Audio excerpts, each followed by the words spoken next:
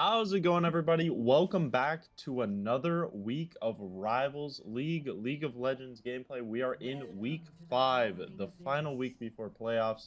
We've got GCE Shinobi versus Rawr tonight. Into the 2v2 on the ARAM map. Righteous, what are we feeling about this 2v2 comp here? Silas Nar into Mel Blitzcrank. Well, I feel pretty good about the Blitzcrank mill chances when the Squishy Gnar base checks the bush. Yeah, right into it already. Silas got that full Conqueror stack up. Not much to do. Mel, super strong poke. Already got some damage takedown. We got heal on the Gnar and exhaust on the Mel. Otherwise, snowball flash. As always, it's first to 5 kills or 2 turrets. I think we have yet to see 2 turrets go down. As Alcoholic already taken very low by these Mel Qs. Yeah, I'm gonna go Mega here in a little bit, get some of that health back. Has to be careful with that poke, like you said. Blitzcook will go wide. Blitzcrank hook goes wide. Silas going in full combo, laid down onto Blitz. And the snowball does land on Alcoholic. Will Adrian take it? It looks like he's going to hold off. And Alcoholic does have Mega up, but he's Mel execute range as he transforms. He started Sheen. It's a little interesting, but the heal pack coming down will stabilize a little bit. He's pretty far up there right now. Yeah, he was. Had to jump away. I was curious about the Sheen, because to my knowledge, right, Sheen's only 900. And ARAM, I think you start with 1100 gold or something. He didn't use his full gold value, so I wonder if the plan is to have Alcoholic farm up some, then reset, either off of a, an execute or just, dying early to get like a potential fast Trinity Force, perhaps. And I think it's even, I gotta think it's even 1400, because Mel has Lost Chapter refillable. Should be 1350, and then Silas has Catalyst plot, which would be 1350. So Sheen definitely a little interesting, not using all of his gold, but this wave is going to crash back into them. They should be able to sit, soak some XP, take it up. As far as level 6 goes, who do you think has the winning comp? As a Gnar enjoyer on ARAM myself, it's pretty easy to hit the Gnar ults as you're just playing in one, long corridor. If Alcoholic can land too, Dante's Inferno steal that Mel ult and potentially look for executes. I think the all-in from the Gnar and the Silas is going to be pretty brutal. On the opposite side, yes, Adrian the Legitness can land a pull.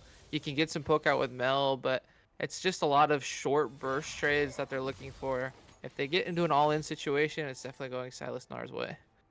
Yeah, it looks like the Mel range is really helping them out early. They're having a lot of power over these waves. Alcoholic's been pretty low for a good amount of time as the Blitzcrank hook comes in. Root and knockup hits, but he does have Blitzcrank R. Is he going to be able to use it? No. The Silas E does go wide. A little bit of trade as Alcoholic does jump in, uses the R. Big stun from the W, and that is going to be first blood going to Dante's Inferno. He's looking for more full Conqueror stack. He's going to go a little wide. Legitness is going to go out unless he gets a hook down. No airborne, however.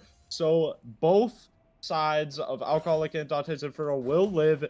Super clean combo from those two. Yeah, the potency of the Gnar, it's an easy alley-oop into the waiting arms of the Silas. That Blitzcrank, of course, getting a little bit of damage boost with Silas stealing it. So a really easy pick off for them. They go up 1-0 here in this 2v2. They're keeping up in farm between the two of them as well. So we'll have to see now that Mel has the completed Blackfire Torch, if Adrian Legitness and Macho can turn this one around. But if it's going to be just, waiting until Gnar gets that Mega and then looking for all-ins, they might be in trouble. And here comes Dante's Inferno with the Abduct landing onto Mel. Legitness taken low. Alcoholic autoing away, but the Mel execute comes down. Is it going to be enough? Double root, big Q, execute 1, execute 2, and Mel gets away with the double kill with a shutdown and survives. Amazing work from Macho there on the Mel. Yeah, Mel gets a shutdown. They even up the kills. Now, it is a Silas with 2 kills. That is going to be able to pick himself up a Sheen and a defensive item. And then there's that fast Trinity Force that I was talking about. Just buying the Sheen, potentially saving that gold for that first back. So Gnar gonna have a pretty expensive completed item here in the early goings. Macho already low off that trade. So I'm curious to see what Adrian Legitness and Macho do here, given the health disparity. Yeah, and it is 2v2 evened up. I think maybe the strength of the Mel can show here. She can dodge these Silas E's as he steals Blitzcrank R and sends it on the snowball. Full combo is going to miss. He's going to get knocked up, and Macho is going to live to see another day.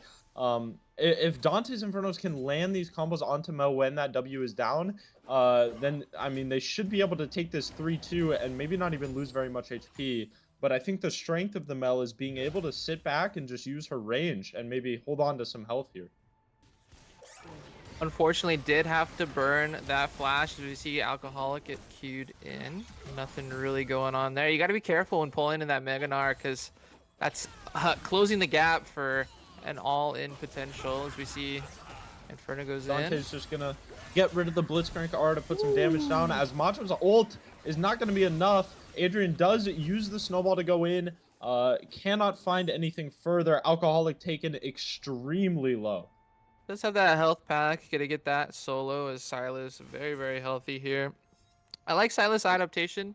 That early Spectre's Cal gonna do wonders into the AP that Macho provides as maybe the W used a little bit too early. Silas Q is going to go wide. Full car stack for Dante's Infernos. He's going to get hit by the hook. Exhaust is down from the Mel. He's taken 3 turret shots, make it 4. Root by the Mel is just going to miss. Alcoholic takes a ramped up turret shot, and that might have been a little bit of a mistake from Dante's Inferno there. Maybe a little too deep on the Silas. Until Macho gets heal kit, he should feel okay. Adrian Legitness forced to flash. The Gnar ult is going to go wide. The Blitzcrank hook is going to go wide. A couple of whiffs there, but you can see Mel farming up 53 CS. She's still sitting on the shutdown double kill that she got earlier. Is it maybe just strategic to kind of try to all in for a one-on-one and maybe like get Mel traded out so she can base here? What's the strategy if you're Macho and Legitness right now? I think you're, well, hold that thought. Dante's Inferno going in against the ult. Massive Blitzcrank hook from Legitness. Can he trade it? He does get the 1-for-1, and I think Mel is sitting on a lot more gold, so I'm not sure if that's necessarily positive. Super deep from Dante's Inferno. It seems like every time he tries to go in and he gets full comboed by Blitzcrank under tower. He's kind of going in without a wave. Alcoholic gonna transform into Mega Gnar, miss the rock, goes a little wide, as maybe Legitness is looking for a reset here. Or maybe he's just fending him off as a massive hook comes through, full combo and the ultimate ability, but he will not survive. It's going to be another 1-for-1 trade as it is 4-4 here on Howling Abyss. I think in this position, though, this is exactly where Inferno and Alcoholic want this team to be because look at the all-in potential. Dante's Inferno completing that Spirit Visage, going to be able to sustain this poke. There is no heal cut, so the healing from the W will be massive. All it takes is Alcoholic hitting one ult onto Macho, and Macho should explode. You just need that one kill to secure side select here in game 1. Now the question is, can Adrian Legitness find the hook on Alcoholic before he goes Mega? Yeah, absolutely. I think so much of it relies on the Gnar combo tying into Silas Abduct and Kingslayer so that he can get some real burst damage down. Otherwise, maybe this poke might be a little too strong, but like you said, Spirit Visage, the first item that Dante's Inferno built on this Silas, is going to be really good at letting him heal up and not taking nearly as much poke with the magic resist that you get. Snowball just to mark the Gnar. They wanted to make sure they saw vision so that way they didn't get ulted on, as Dante's looking to get aggressive.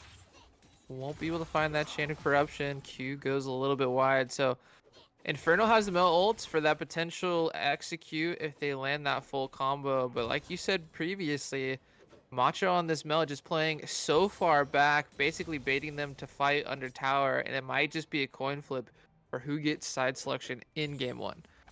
Yeah, and of course, Mel with the exhaust as Dante's Inferno is going to look for an all-in, maybe just trying to use that Mel ultimate to get the sacks off, but Legitness is going to land a good hook. Here comes Alcoholic with the E. It's not going to lead to anything.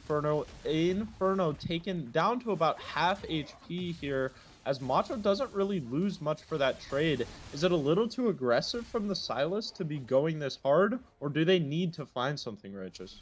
No, I think Inferno will be fine. He'll have the health packs. He also has that W heal up. He's going to be in range of the Blitzcrank. Now the question is, can he get on Macho, right? Because this Blitzcrank is pretty tanky.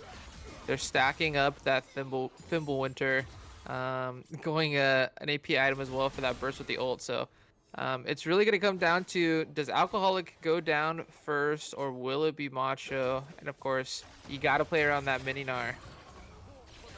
Absolutely. As we see the Blitzcrank ult picked up from Inferno.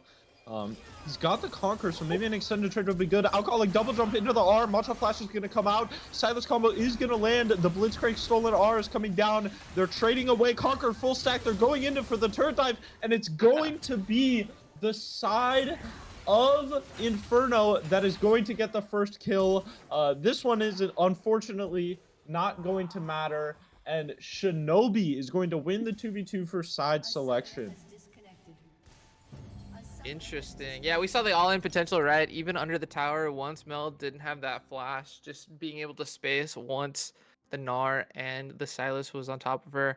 Kind of a tall task. Does go down, unfortunately, for Rawr. So Shinobi going to be able to pick up side select here. And this, last night I had said this game, this match doesn't have playoff implications. I lied to everybody. It does. In the event that Shinobi can 2-0 Rawr, there will be a 3-way tie for second in terms of match record, so then it'll go down to game record. So Shinobi can actually secure themselves third seed in that scenario. So that is what they're playing for.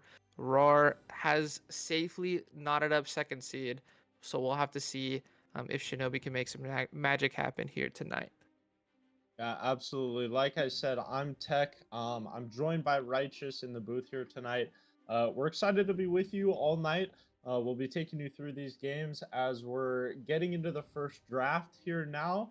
Shinobi versus Rawr. Let's get it up on the screen. Righteous, what do you think about, first of all, a couple of new faces from the Rawr team this week? People that haven't played every match. But also, what do you think about the draft? What do you think about the team comps going into this game one? So two big things. GCCS having that E-sub in Talroma, it's pretty big. They got side select. As on red side, they'd be operating with, basically 4 bans lost. Now on the blue side, they can at least get a prio pick for whatever is available. Rawr, we've seen Jonakis in the support role, going to be making their top debut. Doki makes his return. Macho moving up to mid, basically a new starting 5 for Rawr. This match doesn't really mean much to them in terms of their playoff potential. They're stuck at the second seed either way, win or lose, and so maybe they're just trying to see what these players can offer in the event that they do need to substitute. Going down the list though, look at the team comps. We see Millie Bobby Brown on that Echo that looks so good typically when MBB gets their hands on it. So that's a good pickup for GCCS, finding that comfort. And then the team comp as well. The Zach, the Ornn, the Swain all want to get on top of your carries. You look across the way, you see a Janna, you see a Senna, you see the Mumu that can also buy some space. It's going to be very hard for that Zach to do what it wants to do. So I really enjoy what GCC has drafted for themselves. Strong front to back. Make sure there's plenty of peel, plenty of healing as well with that Mundo Senna combo. But Rawr, their team comp, if they can get on top of you, there's plenty of damage with the Affiliates, with the Swain, and that Mel. Yeah, and I think it'll be super enjoyable as well. I am personally a fan of long series. I know me and you, Righteous, we have this weird history of we get to see a lot of game 3s together. So looking at this first game, I mean, you have Senna, you have Mundo, you have Aphelios Mel, massive scaling champions. Both teams are fine with this game going long. So I would look to see Drakes. I would look to see Baron Otacon when these objectives are going to fall and which team they're going to for this first game. With that, we're going to take just a little break, and we will be heading right into game 1 tonight. Shinobis versus Rawr. We'll catch you guys in just a couple minutes for game 1.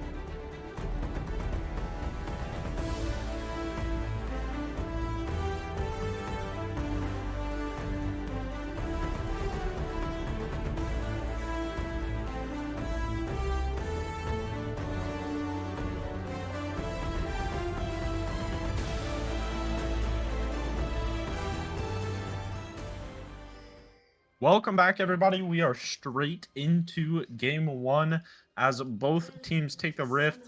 Uh, I mean, Righteous, we got two unsealed spellbooks on the side of Rawr. What are your thoughts as we look through masteries, summoner spells, rune pages, everything that we got going on in front of us right now?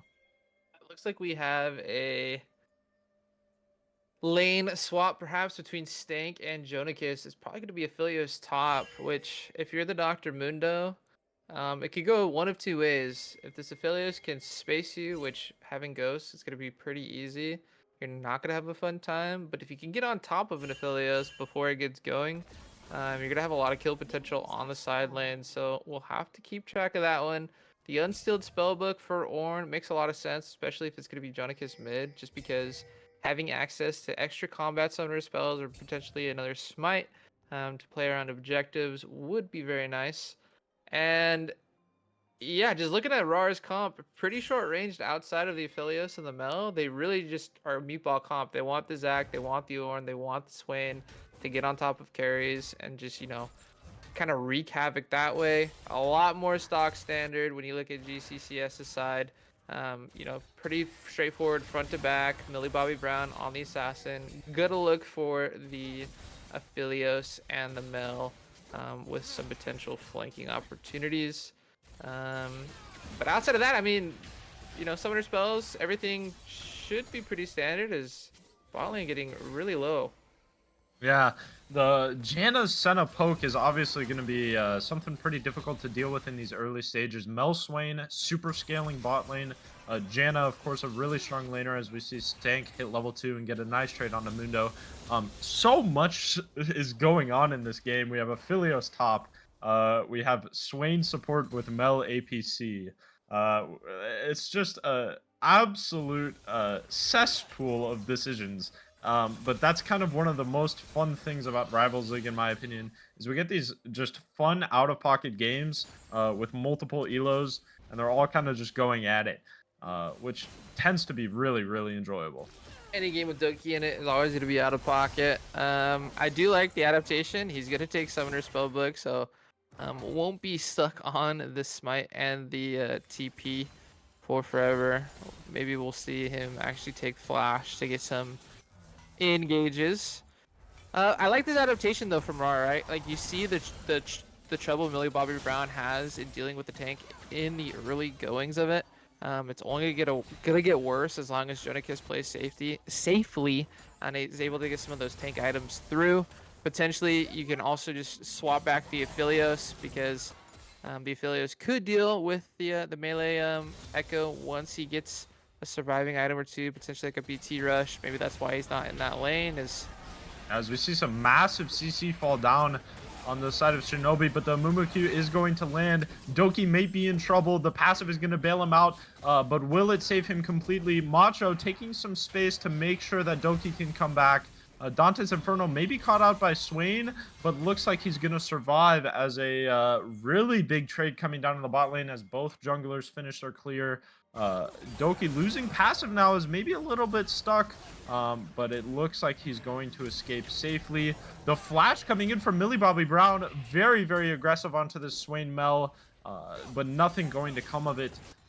Really, really interesting skirmish in the bot lane. Doki loses passive, Millie Bobby Brown loses half a wave mid. So much going on early in this match. Yeah, I like what GCCS did. They got Doki's passive. They didn't want to overforce the issue. How many times have we seen, somebody get the Zac passive, stay around to try to finish off the blobs? They can't. Zac respawns. They end up going down. So they did the smart thing. They didn't stick around more than they were allowed to. The flash by Millie Bobby Brown was very aggressive. Now, they did get Macho's flash, so that's going to be a Mel without that summoner spell for 5 minutes, and Talroma and this Amumu could definitely make something happen. The Reflect, if you were watching last night, not very kind when you're playing against the Amumu, because then you just suck yourself into the enemy team if you're not too careful. So Talroma going to try to have success down there. Yeah, and I love watching, especially in Rival League, these power ganking junglers like an Amumu. He can really go down to bot lane whenever he wants. So losing a flash on Mel is not the best situation. But also Mumu causing, you know, enemies around him if he like chooses to build Abyssal Mask item. He's such a strong help for his AP champions. So this Echo in mid lane, I would love to see scale into the late game. But Ornn mid kind of popularized in Rival League, I would say by KDN of Dignawashed, just to neutralize these mage matchups. This Ornn mid is really actually quite strong when we've seen it played before. So I'm excited to watch this mid lane matchup as well.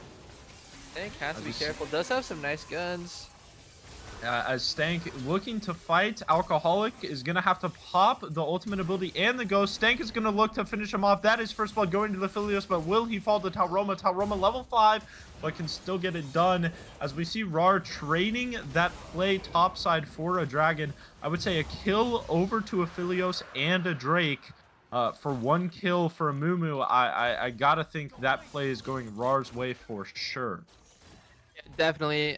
You get the trade, the 1-for-1, but you do lose out on that objective. Tauroma also used that flash, so not going to be able to close the gap here in this bottom lane as Macho and Adrian Legitness are under fire. So it would have been a nice tool to have, potentially catch Macho out. As the W is going to come down from Echo. Great buffer by Jonikis to buffer that Amumu Q. Really heads up play.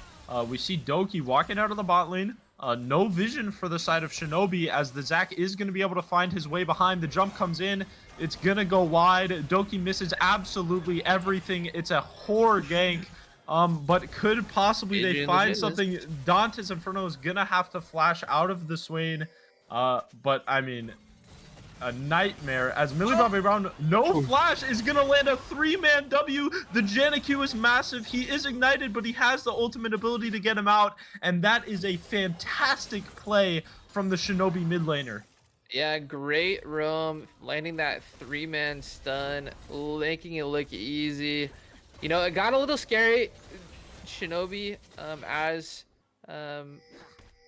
DJ Zeller talked about on the last cast he was on, Shinobi not known for their vision, and so, you know, all the red wards that Rawr had down there, if Doki just lands one ability, whether it is that leap or the Q, it's probably disaster for them, as Sapphire Gem did not have flash, but instead everything misses. They're able to extend the fight, give enough time for MBB to get down on that bot side and clean up a kill. Yeah, an Alcoholic, that is a red-white of Philios. That is not somebody you want to fight. I would point out, Doki level 4 against a level 6 Amumu as we go into these Grubs, but Amumu is going to be basing on bot side. It looks like Grubs are most likely going to go to the side of Rawr if they can finish them up in time. Philios, of course, has that lifesteal, so he should be okay just sitting back and hitting them. And it looks like Amumu is going to be opening mid. A little bit of trading going on in the bot lane. But things have seemed to stabilize a little bit early in this game. Pre 10 minutes fighting for vision, it's all normal stuff going on as the Grubs are going to go over to Rawr. If you're the side of Shinobis, are you needing to fight some of these objectives soon, or are you okay with just sitting back waiting, letting your Mundo and Senna far? Yeah, you're definitely okay. Just allowing your team to scale. If there's going to be any action, it's going to be around MBB to make sure this Echo can get a lead, as it will fall off the later this game goes. But you look at Senna, you know, going to be perma stacking. You look at Dr. Mundo, once he gets a couple tank items, going to be very hard for this team to deal with outside of potentially Stank, right? Because this Mel, this Swain, not going to be the fastest Mundo killers, so to speak. So you shouldn't be rushed if you're Shinobi here early to make something happen. Instead, play that scaling game, get a couple items in your pocket. And the pings do come out on the top side. Amumu R is going to be invested. That is a perfect 3-man. And like you said, giving some gold to MBB in the mid lane is not going to be a bad thing for the side of Shinobis this game. He's going to pick up a kill. He's going to pick up some Darksteel stacks. And that can maybe help ease the really neutralizing matchup in the mid lane and get him scaling into this late game a little bit easier. Yeah, really nicely done. The bandage toss does land. Stank didn't realize, you know, they had seen him go into that bush, was trying to cheese Alcoholic potentially. Gets chain CC, that's an easy kill for that Echo. So the Echo now on the board. Doki in mid. As Doki is going to jump in, Q is going to miss yet again. He is level 6, and he will choose to use it. Can he force out the ult from MBB? It looks like he literally does negative damage. Doki tickled him a little bit, but that's all that's going to happen. It's a little reflection there from Matcha. Shouldn't amount to much though. Yeah, that seems like a frustration ult from Doki, right? He swings and misses bot lane. He swings and misses mid. So he just pops the ult to try to make something happen. Unfortunately, nothing sticks for him. As we do see, you know, we talked about the potential lane swap back into the appropriate roles. Stank has gone mid. Does have that ghost available. Flash should be coming off cooldown shortly. So is confident into what the Echo is presenting. Jonikis has that completed item, so gonna be tasked to deal with Alcoholic. But if there's one thing that we've learned about League of Legends because of our friend Alois in EU, is that Mundo likes to push. He gets that first play. Yeah, and you see the last Whisper being the first component built on Aphelios after his Berserker Greaves. He's maybe worried about the armor stacking from the side of Mundo and Amumu. But I think, I mean, I don't know how it's going to pan out as Macho does land a good E, a great reflect onto the Jano Tornado. And Doki, here he comes for the steal! A massive smite, but he is going to fall. Can they take out the passive in time? It looks like they will. Who do they decide to give the kill to? It's gonna be the Echo. So MBB is gonna pick up his second kill. 5 Darksteel stacks now as the root is going to land. Swain E, and that may be a full combo on the Dante's Inferno. Swain ult is gonna come through. The Janna ult is massive to heal up the side of Shinobi. Macho's gonna fall low. Echo W is on the ground, but no hit. Talarama, can he find the Q on the stun onto Swain? The Ornald is coming in. Swain does fall. Can Jonikis clean something up here? A massive E to knock up the Mumu. Mel is gonna throw an E in that's gonna land, but Talaroma with the blast cone over the wall, back into the river, and Shinobi's is gonna find a 2-for-0, even though they did lose the Drake. I mean, how do you feel, Righteous? Was that positive? Was that maybe a little bit upset on the smite? I mean, Doki with a hero play. I'm gonna take you down a little bit of a rabbit hole. You know that whole like Jar Jar Binks was supposed to be a Sith Lord thing, and then like the way he moves is to make you like feel lackadaisical. It was not very clean from GCC, but I think it was enough to bait Rawr into a bad decision. We saw the pullback from the Swain onto Dante's Inferno, but Inferno with that barrier, with that ultimate, not very much in danger, especially when the Sapphire Gems ultimate came through. Kind of baits out a kill into the pockets of MBB once again. Now 3-0, has that completed item on the Echo. You know, a little bit of a rope-a-dope there. If I was Rawr, I'd feel confident in pulling the trigger there too. They swing once again. They come up with nothing. Jonikis unable to clean up that last kill. Talaroma with the blast cone, able to get out. Yeah, and of course, Grasp Senna known to be a little bit harder to kill than it seems, especially with a Janna there. The amount of peel she has, self-peel and help from her support, it was like a placebo target, as she is going to find some trades on the Macho. The Senna stacking pretty well in the bot lane, as we do see a Doki gank in the top lane. Talaroma is going to come to see if they can counter, and MBB is here. 7 Darksteel stacks, 3 kills, a full item, and tier 2 is completed. Steak is going to have to flash. Doki's caught out by the Mumu R. A big reflect coming down from Mel in the bot lane as we turn our attention to Dante's Inferno on the Senna.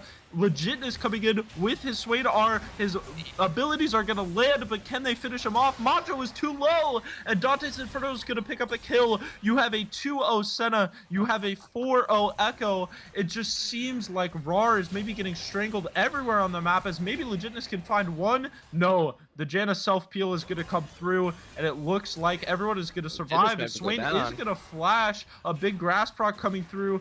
Can Inferno find maybe enough damage to kill? It doesn't look like it. The R, just not enough, but very, very close. Lots of summoners used. Lots happening so far. But I gotta say, Shinobi's playing very, very well. We have almost a 10 Darksteel stack Echo in the mid lane. MBB is a threat right now around the map.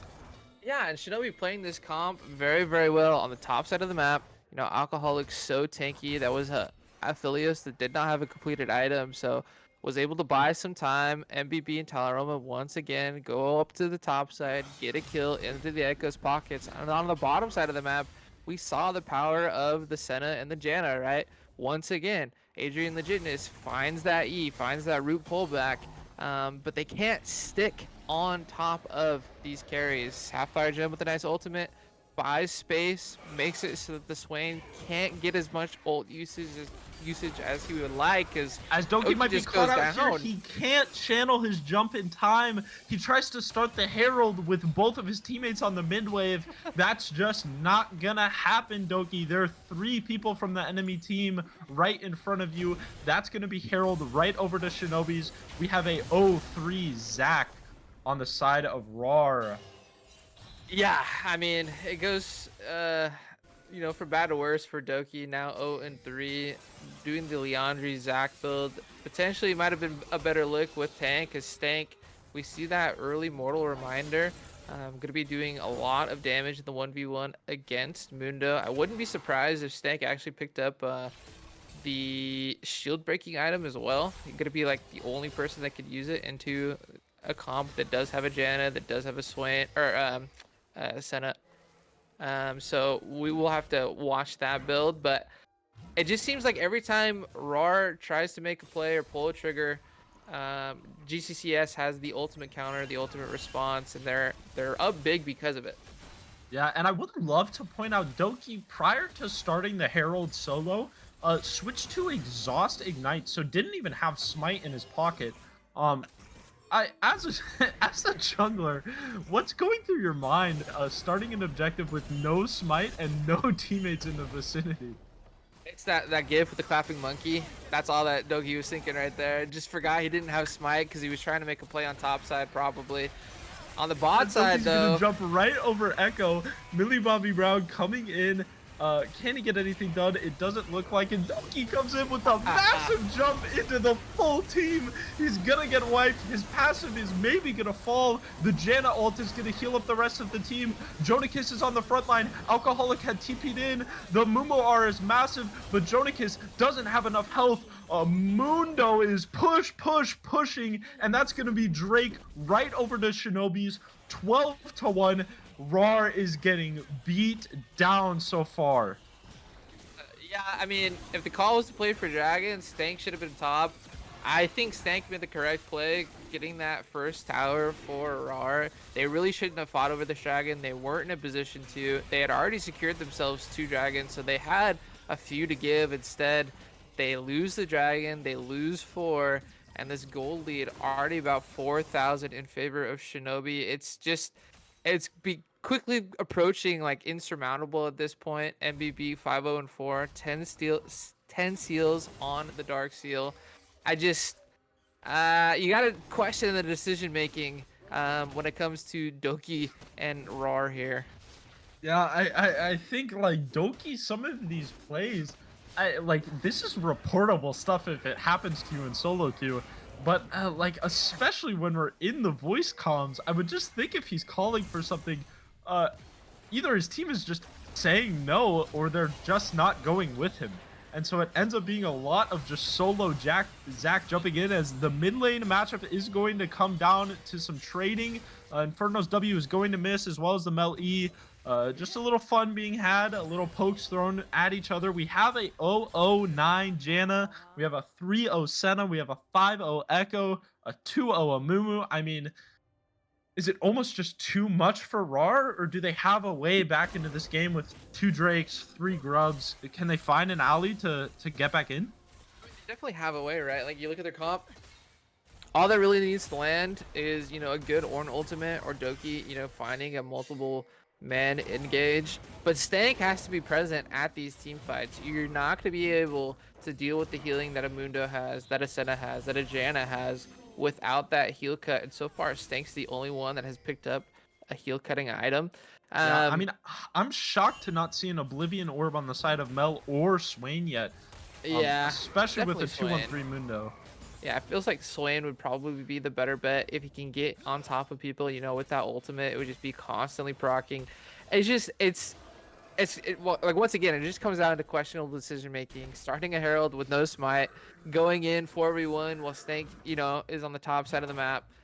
This team with Doki in the lineup, the comms either aren't there or they're just for funning because this is twice that we've seen Doki play with Rawr now here in Rivals League, and both times it has looked very, very ugly.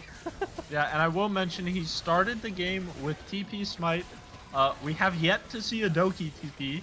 I believe the last series we got one, if I'm remembering correctly. So we'll see if we get maybe a little more from Doki as far as that summoner spell usage goes.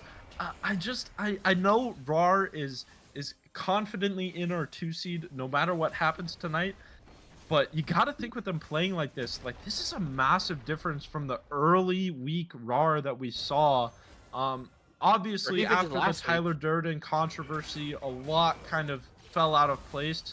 But like as far as playoff aspirations, like does Rawr have to make a change? Do they have to find just a different center of team to win in the playoffs?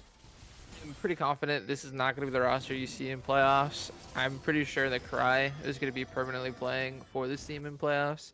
I think Doki just wanted one more crack at it, potentially trying to pick up his first win in Rivals League. Or maybe, like I said, they're just trying to see how Stank looks in, top, or Jonikis looks on a role outside of support. Either way, like I think the individual Rawr players outside of Doki have actually looked kind of fine. We've seen, really good engages that haven't netted the bot lane any kills, but Adrian Legitness, constantly landing E's on this Swain. We saw Macho pop off with Mel, just last week against EV. So I don't think this is the Rawr you can expect in playoffs. I think this is more just, this game really doesn't matter for us. So let's see what we have outside of, our expected starting roster. And in the case that somebody like Key in top lane or somebody else in bot can't make it, will we be okay? And I think the answer is probably yes. It's just Doki cannot play in playoffs if this team wants to win. Yeah, I 100% agree. I will point out, like, Jonikis on this Ornn is not looking bad at all. No. 22 minutes, he's 212 CS, he's 0-1. Like the world is kind of crumbling around him. Doki, at what point are we just gonna call it inting?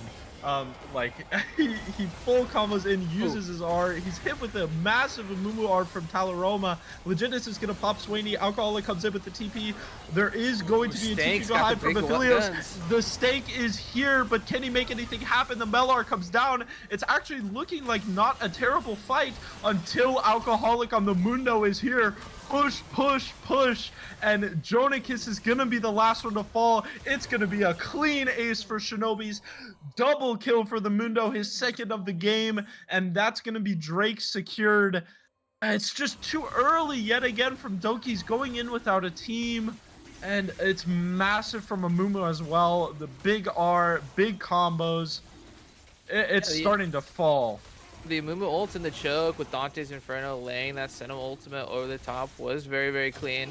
GCC lost too. One of those was Millie Bobby Brown, salvaged some Darksteel stacks with some assists beyond the grave.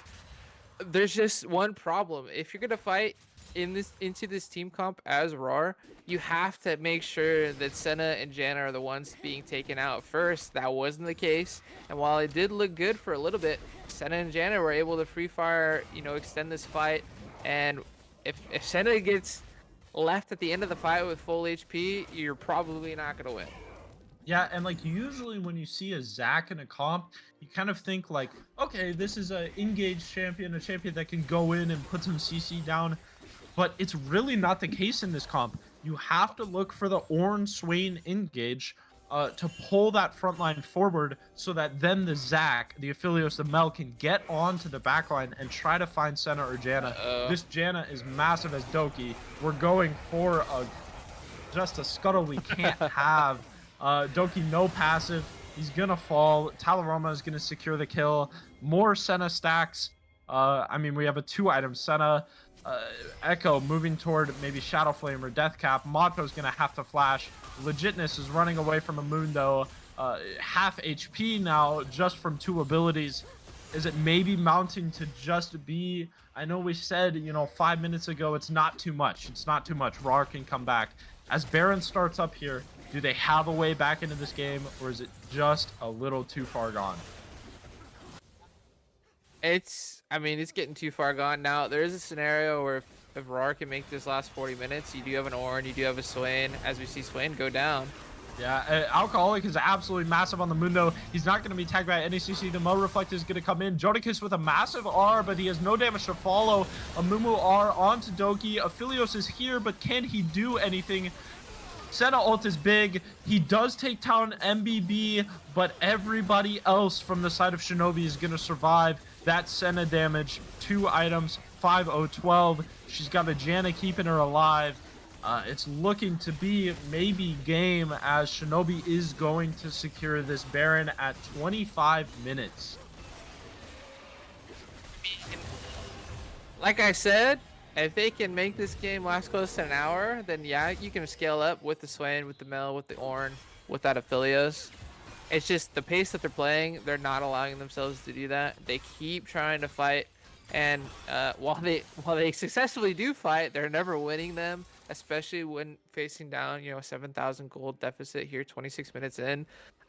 There's been some bright spots, you know, Jodicus keeping up in farm, looking very good on this Ornn. Stank being able to pick up a couple key kills, taking out Millie Bobby Brown a couple times, 3-4-1 on this Aphelios, but Rawr not getting a lot from their bot side, and probably getting a lot of negatives from Doki in the jungle. It's a recipe for disaster. Yeah, I mean, if they're not getting a lot from their bot side, they're getting negative help from the jungler for sure. Janna got the blue buff. As we can see, Janna with a fantastic steal for blue buff. Doki had smite up. I will mention that.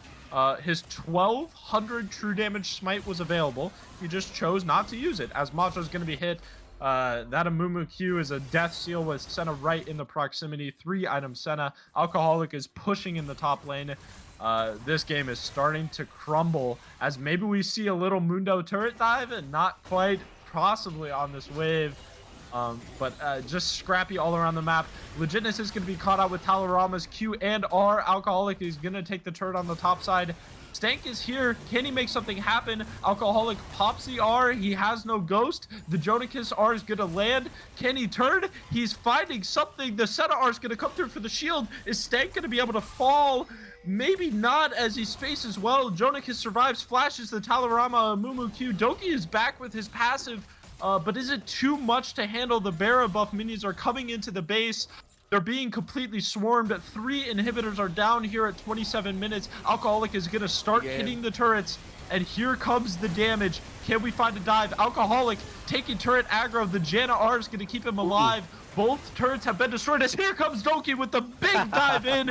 He misses the E, but can he find a Q somewhere? Land something. You see Legitness taking the Hextech portal behind. The pigs come down. They know he's there. Can maybe Legitness find this Janna with no R, no flash, no heal? Talarama is going to finish off Zac, but he has his passive. Stakes here with white-red. They're going to find 2, and they live to see another day. Even with the Baron buff, even with 3 inhibs down, they still survive, as maybe Millie Bobby Brown come up with a base. No, he survives, and he gets back safely. Can they find this dragon in time, or will Shinobis find a recontest? So much happening. Aphelios is keeping the base as Millie Bobby Brown is TPing in. Could this be the end of the game? Nexus is wide open. Here we go. TP coming in from Mundo as well. Surely this might be it. Stank has to hold. The minions are here. Millie Bobby Brown is going to help him. Stank is on a killing spree. He makes it work, but Alcoholic is going to fall as well. Stank holds the base. They live.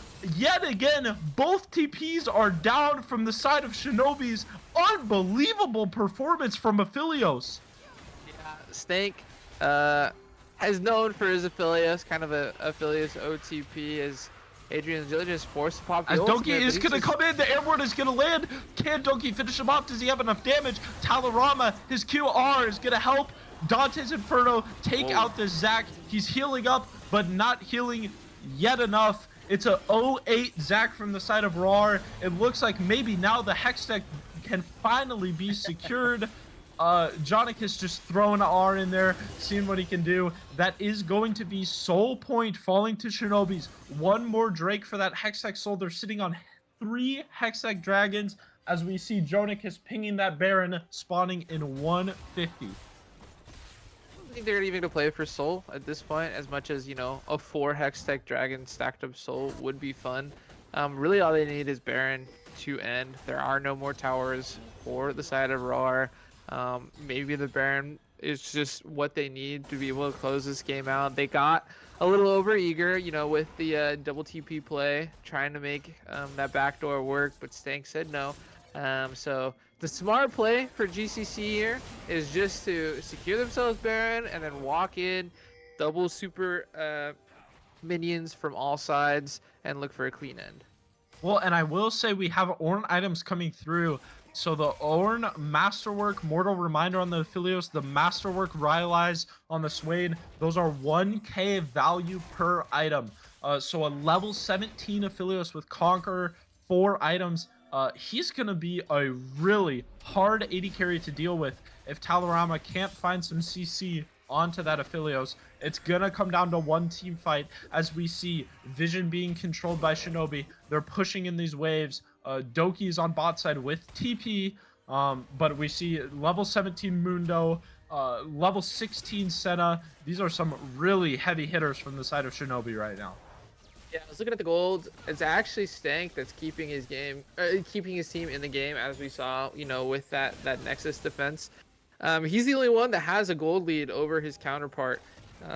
So if Rawr is going to find their way back into this game, Stank either has to be present or has to be calling the shots, because up until this point, everything else that hasn't evolved the Aphelios has been awful. Look at the KDAs outside of the Aphelios. Yeah. Jonicus, I mean, he's only died twice. He's got the 0-2-3 scoreline. It's not the worst, but you add it up with an 0-8-5, a 1-6-2, and a 1-6-4.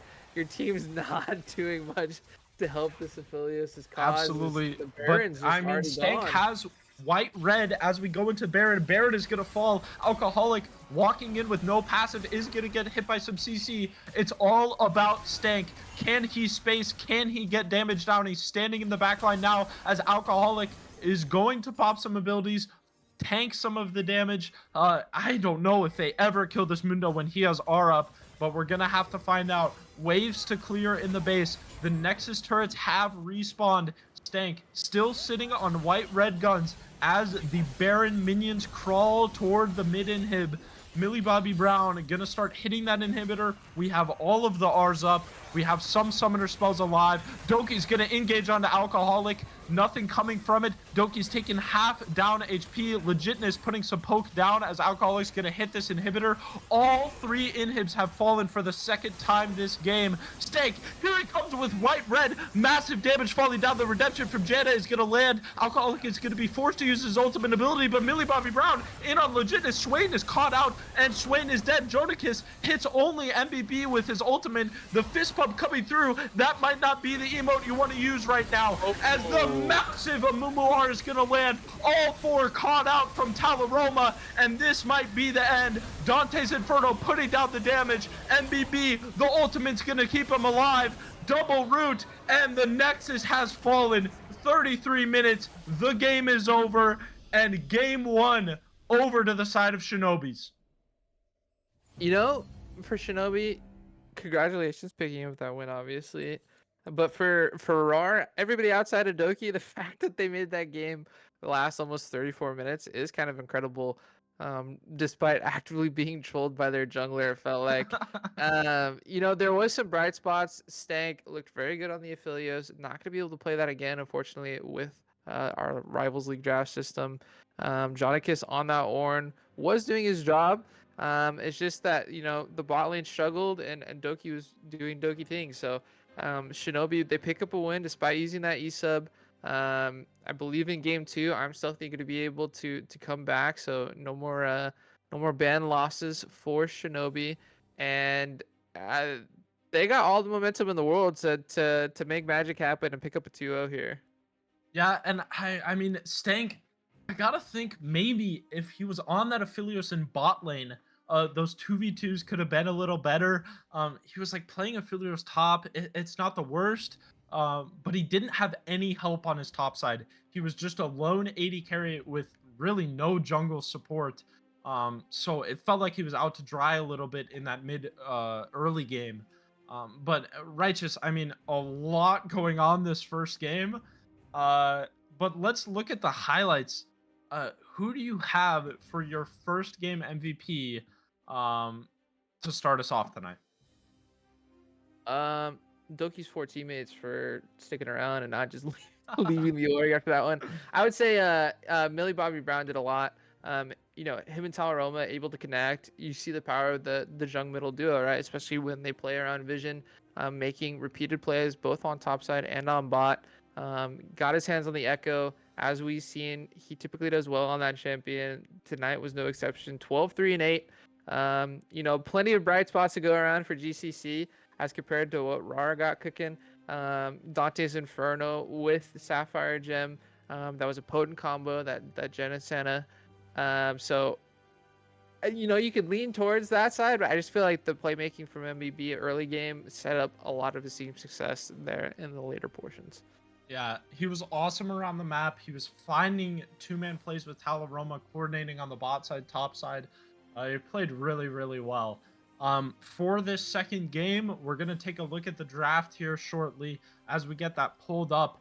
What do you want to see from the side of Rawr going into game 2 from a draft perspective, from a team fighting perspective? How do you want to see them make some changes to maybe fight for a win in this series? I just see Lee Sin locked, and I hope that Toki is Oh, not no. playing that champion. I think it's gonna be top Lee Sin as the Jarvan is there. I expect the Jarvan to go into Doki's hands. Not a lot of range in that comp. Anivia is your only range champion and a very short ranged one at that. You look across the GCCS, they have the Jinx. They have the Lulu combo, which they've popped off with in the past. Dante's Inferno piloting the Fizz, which could be the bane of Anivia's existence. A nice counter pick there. That troll pull going to make it so hard to deal with the Fizz. The wall won't really matter. The Q won't really matter. And on the top side of the map, while I do expect the Jax to be favored into that Yorick, with the use of the Counter-Strike, the mobility with the Q, I just don't know if it'll matter as much as the rest of the map. Like we saw in game 1, Stank able to hold it down for quite some time, but the game was just too far out of hand. And if that is Stank piloting that Jax, it might just be more of the same story. We'll have to see. Yeah, and we'll see where those lane assignments for Rawr go. Obviously, like so much going on with their 5-man tonight. But Alcoholic on Yorick, I mean, a split pushing demon, and he has so much more kill potential than he did on the Mundo. So he could really find himself dog stomping a top matchup. I think this game 2 is going to be super, super enjoyable.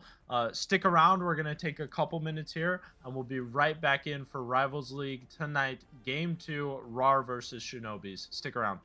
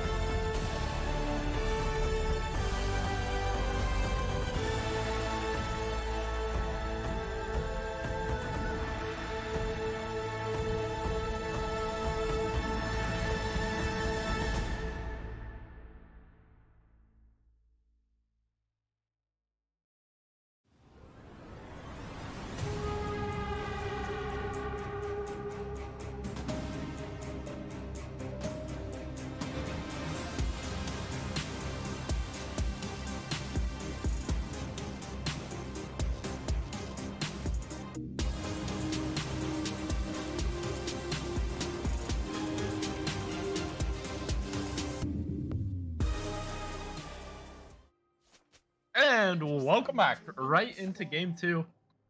We see TP taking on the Anivia, so could be going bot, could be going mid. He had TP on Mel last game. Cleanse on the Lee Sin. So Oh, much going it's the on. tech. It's Righteous, Lee give me Sin your Targ thoughts. bot. It's the tech. Oh I've no. I've gone against this once, and it was the least enjoyable ADC experience I've ever had in my life. It makes it so it's so easy to land those Targ E's. All you do is you wait for your Lee Sin to hit the Q. Once that goes through, you channel the E. Q follows, and it's an immediate stun. Makes it for really quick trades because you can't fight back when you're stunned.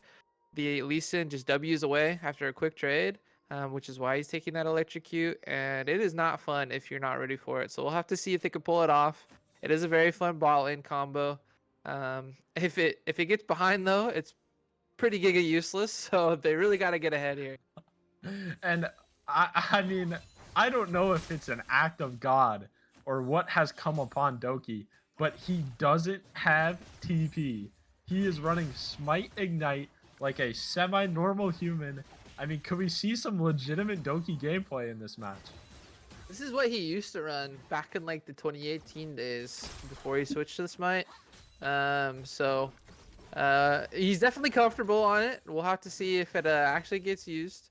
I don't think we saw Doki TP last game, but as the Doki level 2 gank from Doki coming down, EQ is enough to knock up. They're gonna find first blood for the Lee Sin onto Lulu. No summoner spell used. Sapphire knew that she was kind of a goner there. I mean, Doki gets his bot lane ahead. You saw the Adrian Legitness prepping that stun just in case the Lee Sin wanted to take that Q. He was pretty far under tower as we see Millie Bobby Brown and Macho trading heavily. Yeah. Good trade there. Good work from Stealthy to counter invade the Raptors, but the top move from Jonikis could be potent. Macho's gonna have to flash. Stealthy flashes the Nivea stun. A couple of summoner spells used, but Jonikis is gonna lose a lot of XP in the top lane. He's gonna be a level and a half down. Not sure if it was 100% worth it for the top laner there to move as Millie Bobby Brown hits his level 3 spike. Incredibly strong. Alcoholic coming down with some trades in the top lane. The Jonikis is going to land, and he's going to queue right onto his casters to get out. So much in this early game is happening. Stank and Legitness maybe looking for a little bit of a cheese. The electrocute is going to land. Sapphire does still have flash, and the Jinx is free firing. Can they maybe find something in return? It doesn't look like it. Like you said, though, the Lee Sin Q into the Tarek channel. I mean, maybe even they ignite that was Lee Sin without an item. That was just Doran's Blade. Doing more than half of Sapphire Gem's health. It's going to be a nuisance as we see Millie Bobby Brown shows face to the bot lane, but nothing doing. I like the adaptation from Dante's Inferno, though. Throw the traps behind. And here comes Stank. The full combo landing again. Exhaust is going to fall. Polymorph as well. Stealthy is coming in for the gank. Can they find the Lee Sin? The flash is going to delay the stun. But Lethal Tempo is full stacked for Inferno. He's going to find a kill. But Millie Bobby Brown is here. Legitness will fall to the Fizz. Dante's Inferno is going to live. That is one over to the Fizz. That's one over to the Volley Bear. But Lee Sin is coming out of base with 2 kills. So much happening early. We're already 2-2. It's 4 minutes in. Doki clearing some vision on the top side, and Macho taking some plates mid. There's a lot going on. Normally, I would say the Jinx probably needs to walk away with his kill. However, Millie Bobby Brown did sacrifice a lot of his own lane tempo to make that response to the play on the bot side. So he gets the kill. He is down quite a bit of farm, but should be okay. As Doki's gonna get caught out. Not the invade you want to see. I mean, most junglers know that when the Volley Bear base is on bot side with no camps up, he's probably gonna open to his blue buff. Yeah, Doki can't be there. Yeah, I mean, if he's gonna do it, he has to do it as soon as the Volley Bear shows bot, right? It's the right play if it was made, 10 seconds ago, but it was not, so now it's the wrong play. Stank gonna miss out on that Q. So we see the serrated dirt come out for this Lee Sin, so still gonna have plenty of trading pressure as Dante's opted for the Cole. Jonikis not gonna be able to find that Q, so some things that I like to see a little bit better. This Jax has to play around the grass procs a little bit more. Hasn't really been able to stack it as opposed to what Alcoholic's been able to do with his own grasp. I like the early roam from Doki to get that kill onto Lee Sin early. Like we said, it has to get ahead, otherwise it's gonna fall behind rather quickly as Jinx starts to scale up. No dragons, no grubs taken. As you know, of course, grubs aren't up for another 2 minutes, but the And Shag's been up here for about a minute. And Doki is walking into enemy territory here. Volibear is on his bot side. He's going to be taking his Raptors, but the pigs come down. Doki is on vision. They know he's starting the Drake. Will they move? They have bot lane Prow and Stank and Legitness. Doki's going to back off for now, go to his Wolves. Both junglers are going to keep farming as this Lee Sin Taric bot lane is actually looking quite potent. The mid lane has been trading out quite nicely. Macho landing his stuns very consistently. And Millie Bobby Brown with no ignite, but he is going to maybe look for an all-in here. The ult is going to land, and the Anivia egg is going to be used. Stealthy is going to come in to try to finish it off, but Legitness is here, and so is Doki. Can they find something in return? Doki is going to use his Q to get on top of Stealthy, do some damage. Stank is here as well, and Stealthy's going to fall. That's 3 kills to the Lee Sin. Fizz is going to get out alive with some Darksteel stacks, but that looks like it's going to be Drake over to Rawr. I mean, Stealthy goes down. That's your jungler down now. It is a pretty short death timer, so has already respawned pings from Shinobi onto this dragon. They want to contest, however, but Stank Sapphire lands Gem, the Q onto Lulu. Massive damage coming down, and he's going to find another 4 and 1. The Lee Sin already, but Dante's Inferno is level 6. You can see Alcoholic taking a Demolish proc, pushing in the top lane, but Stank is going to re-engage with his Taric help. The Q falls, and Legitness maybe a little bit too deep now, could give Jinx a reset with this ultimate. He's not even going to use it. He's going to finish him off with the auto attacks. He's looking for a reset kill on the Stank. Now he still has ult in his pocket. MBB and Stealthy are both here on the bot side. Pink's coming down, maybe looking for a dive onto the forward one. Lee Sin as Alcoholic continues his push in the top lane. And here comes the dive in the bot lane. Very, very clean executed. They're going to give the kill over to the Fizz. 5 Darksteel stacks for Fizz. I mean, we saw MBB last game. He was potent on Echo when he got ahead. Could it be just another game where he really starts to pick up some momentum? Definitely. Would you believe me if I told you Doki lost the smite fight during all of that bot lane shenanigans? So it's actually Shinobi that picks up that first drag, even though it was started by Rawr. So, you know, kind of compounding bad plays for them. The initial play was good, right? They pick out Sapphire Gem, extremely squishy on this Lulu. We saw the damage come through from the Lee Sin. That was good. But then Adrian Legitness, you know, just kind of forgot himself in the moment, walked up to get a couple autos on the minions so he could Q again.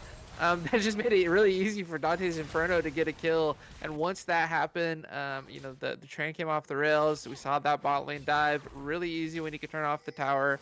They pick up that first dragon of the game. They're gonna pick up the first, or the only set of grubs, the first 3 grubs here. And it's kind of a rinse and repeat of last game now. Nobody's egregiously feeding this time around. However, just, you know, some sloppy plays. Adrian Legitness giving over a kill to this Jinx. Already has a 20 CS lead, which is why you see that objective bounty on her. And then, like you made mention, MBB already popping off these roams while getting punished appropriately in terms of the CS department, in terms of the pressure on this tower in mid. It's netting so much value for Shinobi that he's going to make them all day if this is how it's supposed to go. It's got to go. Yeah, absolutely. I mean, most mid laners know that a Fizz is just probably going to sack some waves for some kills bot or a kill top. Doki holding this top wave and taking half of his HP to mid in for some reason. I mean, MBB, I think he has to maybe play some laning a little bit. He's already CS down, plate down. Even though he has 3 kills, like, it's a Fizz. He can fall out of this game relatively quickly if he's not careful. as he is going to maybe look for an all-in. Electrocute proc is going to land. The polymorph is down on legitness. The Taric R comes through. Stank is finding some trading in the front line. He has 4 kills. Can he make use of his gold? Not yet, as Dante's Inferno is going to find the Jinx reset. The W is going to land. Stank is going to ward hop over the wall, but he's falling into enemy territory as the massive Jinx rocket comes through for the double kill. Dante's Inferno 303, 30 CS up, and he is furthering this lead in the bot lane. I was wondering when Stank on this Lee Sin would get punished. Finally, Sapphire Gem hits that polymorph on the Lee Sin. Millie Bobby Brown looking for the solo bow. Forces the flash. Macho is going to be forced to flash. Yeah, I mean, the polymorph, that really is what killed the Lee Sin combo there. Gets the Q, gets the sun, gets to go in, but level 6s come through for this bot lane for Shinobi. That means there is that the ultimate for the Lulu, gonna make the Jinx a lot. As the pings come out in the river, Legitness is gonna be polymorph. Stealthy level 8. He's pretty big on the volley bear. The pings coming down to maybe keep fighting with the Jinx as they're rotating toward the bot side. That turret has fallen already, but Stank is gonna engage with the Q. The Teriki lands. Stealthy though, so massive on this volley bear. 30 CS up on his lane opponent, flashes over the wall, and he's gonna land the first kill. The Inferno Blaze is rolling. 4 kills to the Jinx in 11 minutes. I mean, this game is starting to go the way of the first game. It's a massive jungle lead, 30 CS. It's a really, really oppressive bot lane. Rawr is just suffering so badly from their lack of map presence and their lack of the ability to keep the bot lane ahead. And I wouldn't even say it's like the lack of map presence, right? The numbers haven't even a lot of these fights. What it comes down to is just their comp, GCC's comp, is just better than Rawr's. There's the answer with the Lulu into this Lee Sin combo now. Now that they've figured out, hey, if I polymorph this guy, he can't hit my ADC. The Fizz, despite giving up farm, has been able to make plays, and maybe you like Macho to follow, but it's just a tall task for Nvidia to follow the Fizz, because the Fizz could just turn around, look for that 1v1. I'm Stealthy getting unlocked on the map. His pathing, you have to note, a lot better than Doki's, as you know, Doki did get caught out on the opponent's wolves. He is down about 20 CS. Stealthy has a 2-level lead in the jungle, so the majority of their struggles isn't necessarily that they're not matching Shinobi with their numbers. They just can't match them with the level advantage that they have, with the comp that they have drafted. Yeah, and we see a 50 CS lead build this Jinx over Lee Sin. I mean, there's absolutely a point where this Lee Sin becomes giga useless. He has yet to find an item. It's the window to win this game for Rawr is kind of shutting, as this Jinx is really, really massive. The Lee Sin Q is going to miss. Inferno keep throwing down those autos. The polymorph is used onto Doki as he lands the EQ onto Sapphire, but Millie Bobby Brown is here. It's going to be a massive Fizz R, except it's canceled by the Taric R, but Dante's Inferno is going to pick up a double kill. He's unstoppable. It looks like Doki can survive for the minute. Anivia will pick up the wave, but just yet again, another negative play from the side of Rawr. They are 4-10 as a bot lane right now. Yeah, it started off with such promise, but this is a comp that excels in solo queue in normals games. When you get into competitive, as Doki is just dead. He just and Millie Bobby Brown is on a rampage. Only Doki's second death of the game, which is, I mean, somewhat shocking when they have 13 of them. That only 2 are attributed to Doki. So actually could be shaping up to be an MVP, as Millie Bobby Brown just completely caught out in the wrong jungle. But could Stealthy maybe bail him out a little bit? Stank is going to land a massive Q onto Dante's Inferno, but it's not enough. The Jinx is 2 ahead. Dante's Inferno is godlike as he chases down Legitness. Stealthy going to land his abilities to stun the Taric. The Jinx is stunned, but the barrier's coming through. Legendary goes Jinx. Mondo is not going to have enough damage. 8-0-4 Dante's Inferno in this second game. 15-4. It's a almost 10k gold lead at 15 minutes. You thought game 1 was rough. This one's probably to be done even sooner, despite them playing that scaling Jinx. it's the nature of the beast, right? This comp had a window of about 15 minutes to really come alive for Rawr. It just didn't happen. There's something about a Lee Sin buying a first item hubris then immediately dying. It just, you know, if they're playing for fun and you're just keeping it light before playoffs, that's one thing. Hopefully the mentals are going to stay in check because big things are expected for this Rawr roster, the actual starting roster. And for The Shinobi, things do come down onto the Yorick. 141 CS. He has Triforce and Plated. He's not gonna fall to stake on Lee Sin. Legitness found himself in the wrong place at the wrong time, trying to support his pseudo AD carry, but the Yorick is too strong. We haven't talked much about these top laners, but they've been up top just farming, doing nothing, and it's actually made it to the point where they're incredibly strong. We just haven't seen them do anything yet. yeah, Stank, you're gonna have to rethink that one as we see As maybe a big shutdown falling to somebody. Yes, Jax will secure the shutdown, so Yorick gets one top, Jonikis gets one bot, but the 450 gold bounty is going to go over to the Jax. I mean, if there's anybody on the enemy team for Shinobis that you really don't want to see get gold, it's probably Jax. Into Jinx, into Lulu, into Yorick, but it might just be too far gone at this point. It's official, a 10k gold lead, 16 minutes in. I mean, could this be the 20k gold lead game that we've been waiting for here at Rivals League? Probably a long way to go. We'll have to see if Shinobi can cleanly pull it out, if that will be the case. But you know, Jack's getting the gold. Yes, it's a small win for Rawr. You look at the comp, I don't know how they're going to be able to make use of it.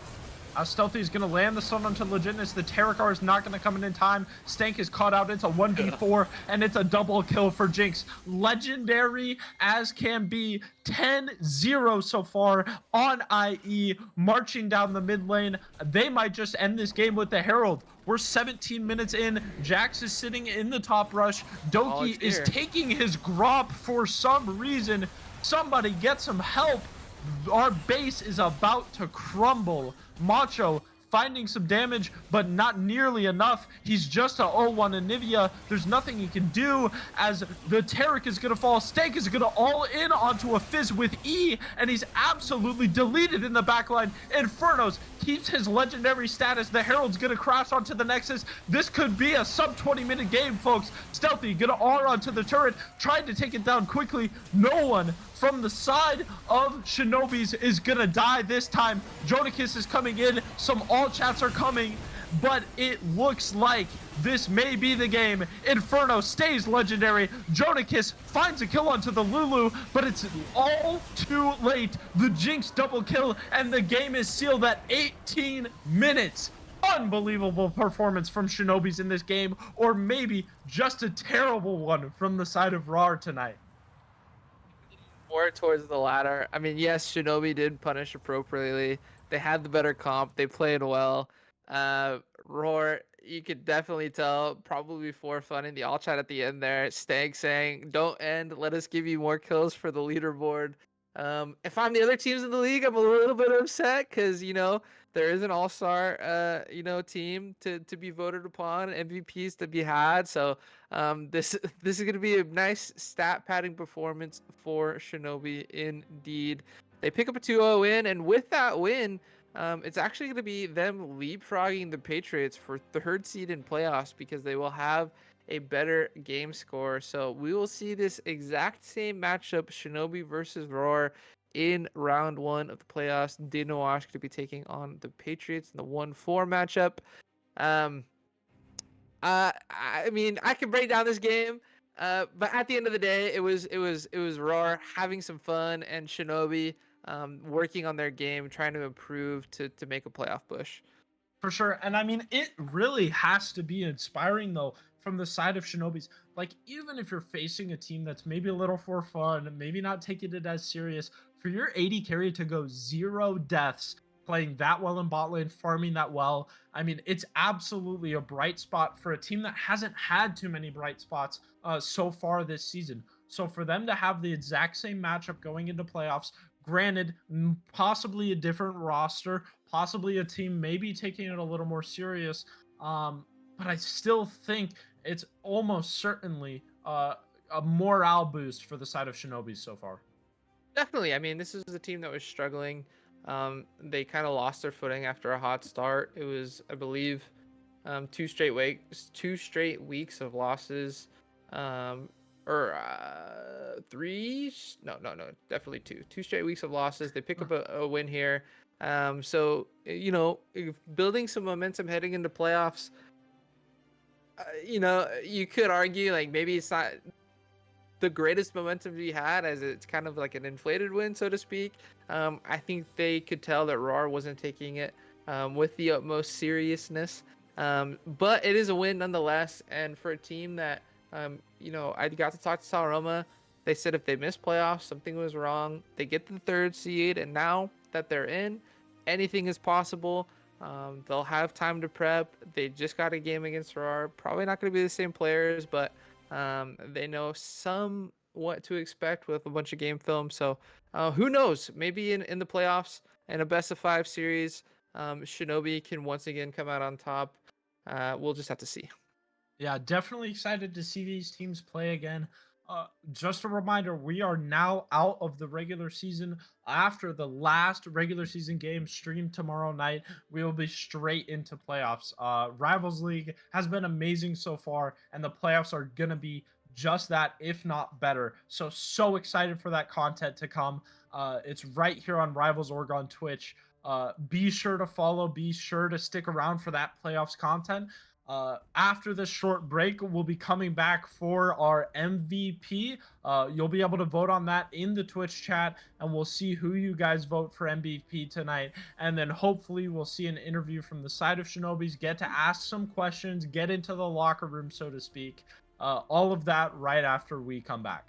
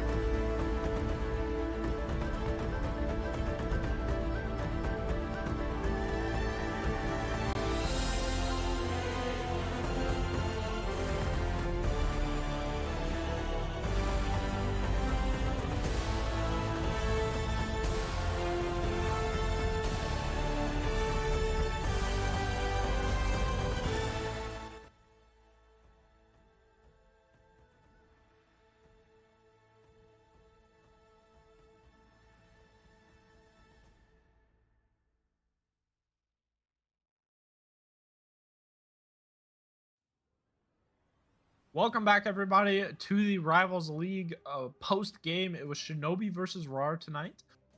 We got to vote on the MVP, and it is clear it's going to be Dante's Inferno, the Shinobi 80 carry for MVP tonight. A perfect KDA. He did not die a single time. 1200 damage per minute. I mean, even if the side of Rawr wasn't really taking it super serious, to not die once as an 80 carry through the lane phase, through the mid game, it's got to be impressive, Righteous. Yeah, it was definitely impressive performance. Playing safe both on some mobile 80 carries at that, the Senna and the Jinx, making it work into comps that definitely were going for kills in the bottom lane. Very, very clean performance from him. We're actually gonna get him as our post-game interview as well. Yeah, which is awesome. Inferno, so happy to have you here. Congrats on your win, week 5, right before the playoffs against Rawr.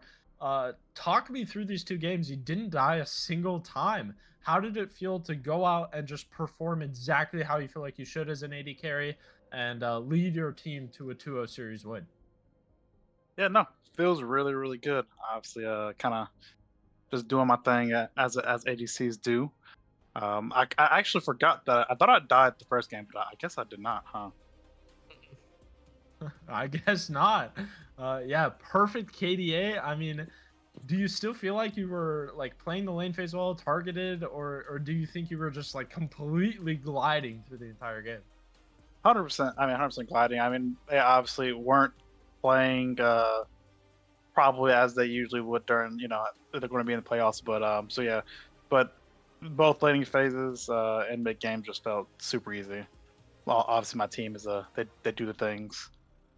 This is the second pop-off game we've seen from you on this Jinx. Is this just a favorite pick of yours, or are you only really picking it up in uh, efficient or best case scenarios for it to be picked? Because every time you play it, it seems like it pops off. Yeah, I will say probably is my my third champion going down, most something like that, right? They usually it fits into like what we want to like our identity as a team really really well. So that's probably the best part about it is that it does everything that our team wants to do. Um, so yeah, that it is what it is. I think. Yeah, talk to me a little bit about the bot lane dynamic. Sapphire as your support, I mean, looked like really, really good gameplay on the Janna and on the Lulu. How do you guys play into the 2v2s? How do you feel like the synergy lines up? And do you guys feel like maybe you're one of the stronger bot lanes in Rivals League?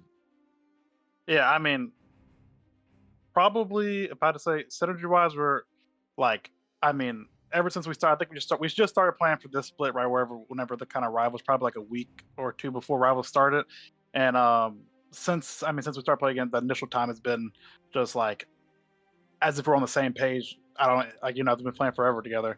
Now I will say easily, I think easily just going back. I mean, we go back and watch all of the VODs.